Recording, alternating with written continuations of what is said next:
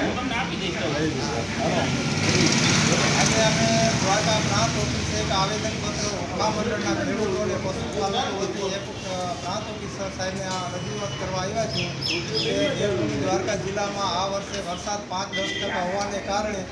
પૂરતા પ્રમાણમાં વરસાદ છે નહીં, એટલે દ્વારકા જિલ્લાને દુષ્કાળગ્રસ્ત જાહેર કરવામાં આવે અને ખેડૂતોને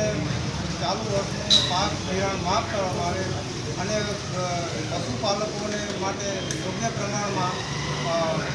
ઘાસ ડેપો શરૂ કરવામાં આવે અને પશુ અને પ્રજા માટે પાણીની વ્યવસ્થા કરવામાં આવે. કારણ કે નકર આ આખો વર્ષ પશુપાલક અને ખેડૂતો માટે લેવો બહુ ગંભીર પરિસ્થિતિ છે. કારણ કે દૈનિક જીવન એના ખતરામાં છે,